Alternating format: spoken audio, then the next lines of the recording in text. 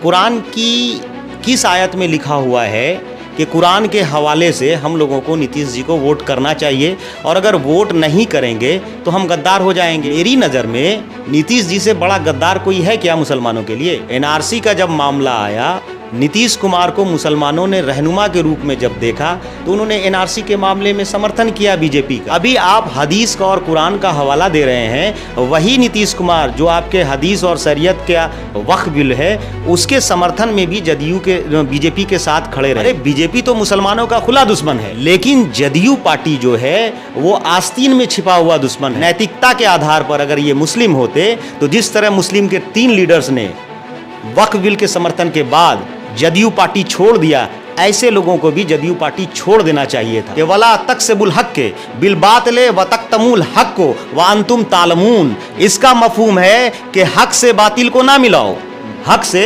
बातिल को ना मिलाओ और दीदाओ दानास्ता हक ना छिपाओ। कुरान की आयतों का हवाला दे करके आप वोट मांगने का काम कर रहे हैं, ये तो मुझे लगता है कि सबसे गिरी हुई। 2005 से पहले लालू जी का जंगल राज था बिहार में, 2005 के बाद नीतीश जी के अफसरों का जंगल राज है। आज का दौर सोशल मीडिया का दौर है। आपकी हर एक्टिविटी पर सोशल मीडिया यूजर्स की नज़र रहती है। जदयू की बहुत ही वरिष्ठ नेत्री हैं कहकशा परवीन, राज्यसभा सांसद भी रही थी और भागलपुर से नगर निगम की मेयर भी थी। उन्होंने एक ताज़ा बयान दिया है मुसलमानों से जुड़ा हुआ और साथ में कुरान का भी हवाला दिया है। उसके बयान को मैं कोट करूँगा, लेकिन उससे पहले हमारे शख्स जो बगल में बैठे हुए हैं, ये मोहम्मद साबिर साहब हैं, जनसुराज पार्टी के बहुत ही मजबूत सिपाही हैं। फिलहाल नाथनगर विधानसभा में बड़ी ही सक्रिय मौजूदगी है इनकी, संभावित प्रत्याशी हैं। कहकशा परवीन के दिए गए बयानों को इन्होंने कहा कि उस बयान की सच्चाई को मैं सिटी टाइम्स पर रखना चाहता हूँ। तो आज मैं इस वीडियो में उसी बयान को कोट करने जा रहा हूँ। हमारे साथ साबिर साहब हैं। एक बयान जो कहकशा परवीन का इस वक्त वायरल हुआ और कहा कि मुसलमानों के लिए नीतीश कुमार ने बहुत काम किया है। कुरान के आयत का भी उन्होंने हवाला दिया। बेहतर आप बता सकते हैं। मुसलमान तो बिहार में वोट का सबसे बड़ा कुंजी माना ही जाता है, लेकिन अब जिस तरह से राजनीति में कुरान का समावेश, आयतों का एक तरह का हवाला देना और फिर नीतीश कुमार को अगर वोट ना करना तो गद्दार कहला जाना, साबिर साहब कहीं ना कहीं आप भी माइनॉरिटी का बहुत मजबूत चेहरा है जनसुराज पार्टी का, आपका नज़रिया क्या है इस पर? देखिए, सबसे पहले तो आपके सभी दर्शकों को मेरा सलाम, नमस्कार, सत श्री अकाल। कहकशा परवीन जी ने मधुबनी की एक सभा में उन्होंने कुरान की जो 27वीं पारा में एक आयत है सूरह रहमान, उनका उन्होंने ज़िक्र किया है और उसका जो ज़िक्र है उन्होंने ज़िक्र किया था हल जजाउल एहसान इल्लल एहसान, मतलब नेकी का बदला नेकी से दो। उन्होंने कुरान की आयतों को तोड़ मरोड़ कर लोगों के बीच में पेश किया और आपको बता देते हैं कि जो भी कुरान की आयतों को गलत तरीके से तोड़ मरोड़ करके पेश करता है वो तो मुसलमान हो ही नहीं सकता।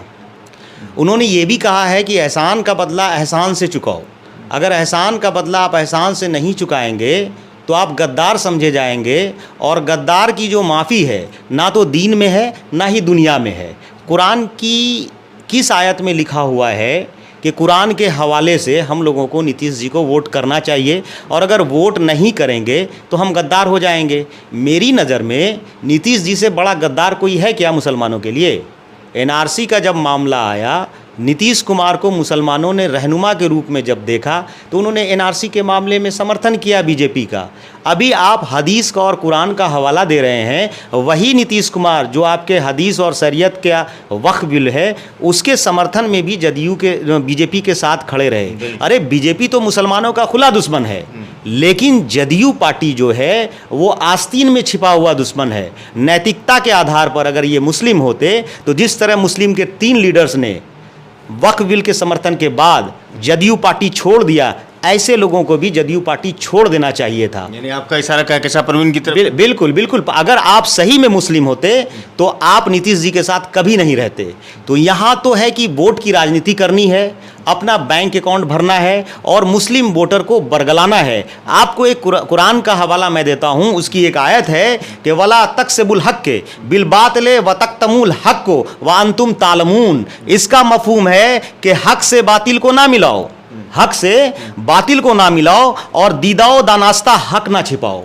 तो मुसलमानों का एक तो मुसलमानों के हक के खिलाफ आपने काम किया और उस हक को छिपा कर करके कुरान की आयतों का हवाला दे करके आप वोट मांगने का काम कर रहे हैं। ये तो मुझे लगता है कि सबसे गिरी हुई राजनीति। उन्होंने साजंगी पंचायत को भी गोद लिया था।